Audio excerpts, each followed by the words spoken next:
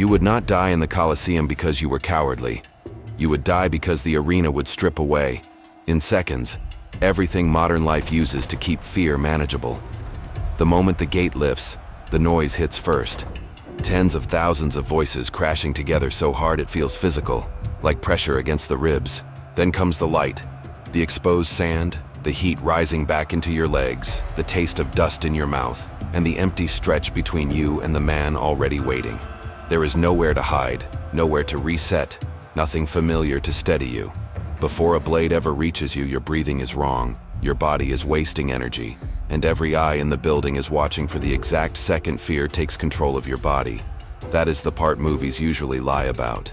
They teach you to imagine one clean duel, a heroic exchange, a few dramatic blows, and a chance to prove what kind of person you are. The Colosseum was not built for that fantasy. It was built to turn danger into spectacle and weakness into something public. The real question was never whether you had courage. It was whether your body could still function inside heat, noise, pressure, shame, and exhaustion while facing someone trained to survive all of it. For a modern person, that answer would start collapsing almost immediately. A gladiator was not simply a man willing to fight. He was a professional body shaped by repetition, discipline, pain, and correction, until survival became technical. He knew how to stand without leaking strength, how to breathe without feeding panic, how to read distance before it became disaster. He knew what a shield felt like after a minute, what fatigue did to the arm, how quickly one bad lunge opened the ribs, how to stay useful while overheated, dirty, thirsty, and afraid. You do not know any of that in your bones. You would enter with modern posture, modern instincts, modern softness, and the fatal belief that determination can replace rehearsal. Even the arena itself would start dismantling you before the fight properly began. The sand shifts under every step, stealing balance in ways a flat floor never does. Dust scratches the back of your throat. Sunlight can blind you at the wrong angle. Heat gathers inside the helmet or presses directly against your face if you have none. Your body responds the way untrained bodies always do under pressure. Shoulders tightening, grip hardening, breath shortening, energy leaking away just to perform control. The crowd can see that stiffness. Your opponent sees it faster. Then there is the equipment, which modern people love to romanticize because replicas look clean on museum walls and in movie posters. In the arena, armor is not costume.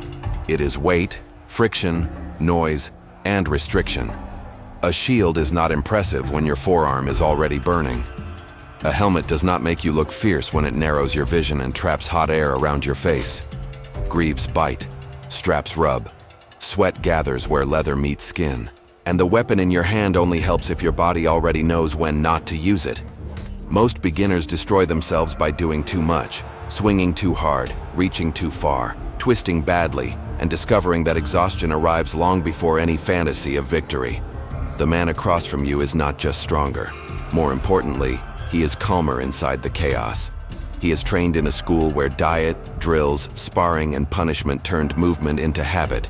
He has been shouted at for dropping his guard half an inch. He has repeated the same footwork until it no longer feels like thought. He knows how to make you chase. He knows how to let the arena work on your nerves while he saves his body. He does not need to rush. He only needs to watch you flinch, overcommit, and start breathing through your mouth. In a place like this, your fear is not private. It becomes part of his strategy. And fear in the Colosseum would not feel cinematic. It would feel humiliating. Your hands would seem both too weak and too clumsy.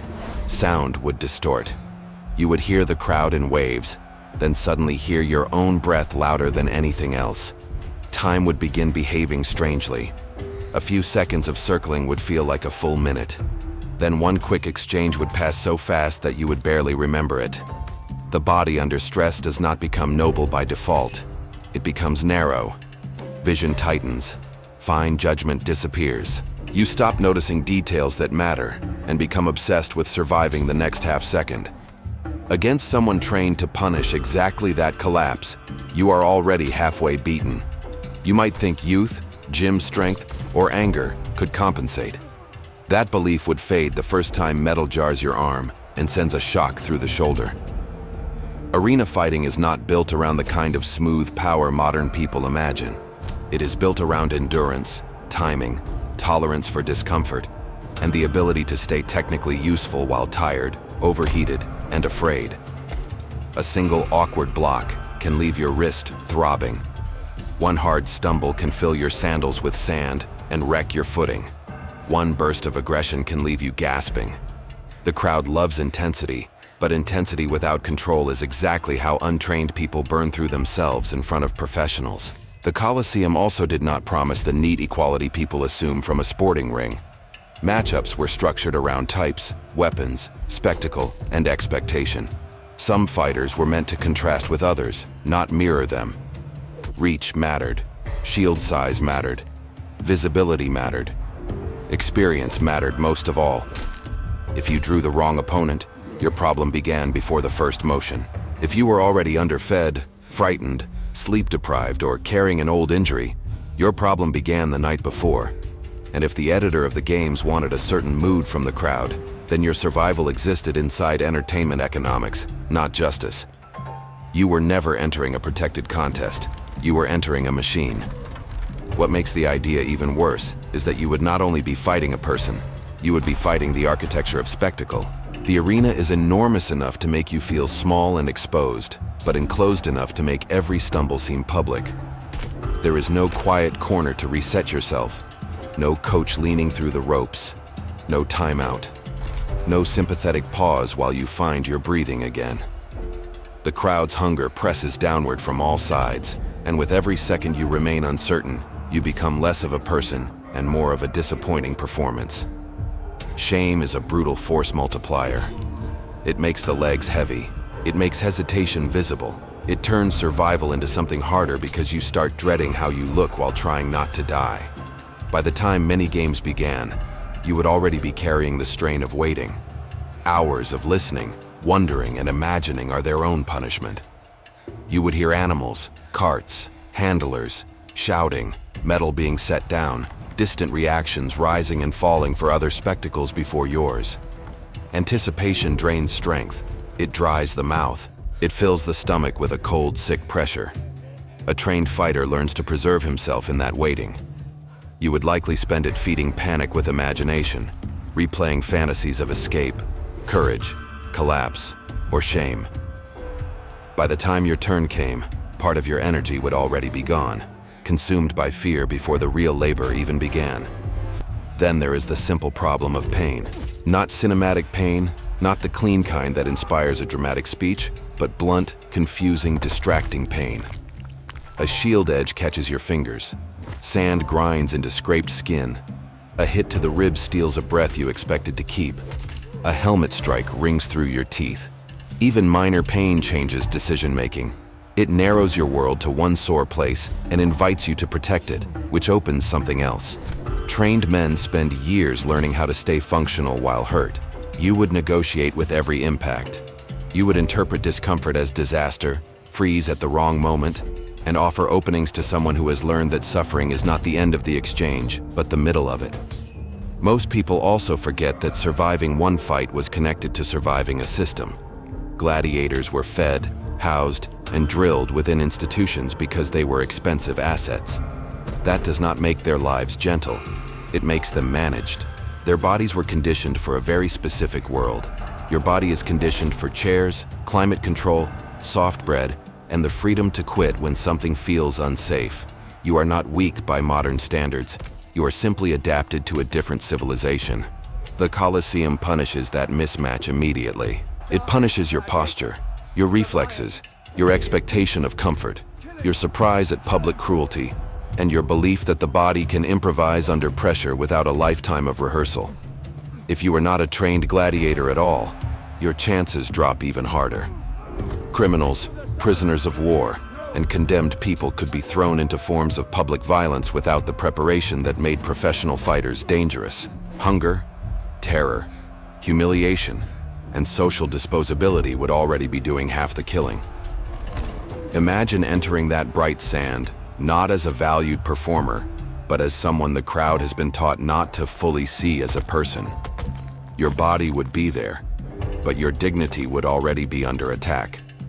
And once dignity goes, movement often follows. People stand wrong when they know they are meant to be broken. They move with despair instead of tactics. The arena notices. Even if by some miracle you were given training beforehand, one fight would still not be the simple proving ground modern people fantasize about. Gladiatorial combat depended on rhythm, reading, deception, and pacing. Veterans understood when to press, when to circle, when to bait a strike, when to let the other man tire himself out. They knew how much the crowd mattered, and when showing skill could be as useful as landing force. You would enter that world as someone trying to learn an entire language during an argument. Every feint would look too real to you. Every pause would confuse you. Every opening might be a trap. And in an arena where hesitation can cost more than boldness, confusion becomes its own lethal weapon. The smell alone would work against you. Not some single dramatic odor, but a layered atmosphere of animals, sweat, leather, lamp smoke, dust, old blood, damp stone, and human density baking under heat. Smell changes how a place sits inside the mind. It makes panic feel more physical, more inescapable. Add the sound of sandals scraping sand, the clatter of metal, distant shouting, and the rough drag of breath inside a helmet, and the arena stops being a concept. It becomes a total environment that crowds every sense at once. Modern people underestimate how much performance depends on familiarity. When every sensation feels hostile, the body wastes precious effort simply trying to exist inside the moment. The movies also skip how lonely the fight would feel. Even surrounded by thousands of people, you would be trapped inside a silence of personal consequence. No friend can jump in. No one in the stands loves you enough to stop the spectacle. If you fall, the earth is close, the sky is too far away, and the sound above you no longer feels human. This isolation matters because courage often depends on context. People do brave things for comrades, family, or belief. The Colosseum strips those comforts away and replaces them with ritualized exposure. You are not defending a homeland.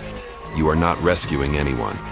You are a body in an institution that knows exactly how to turn isolation into theater.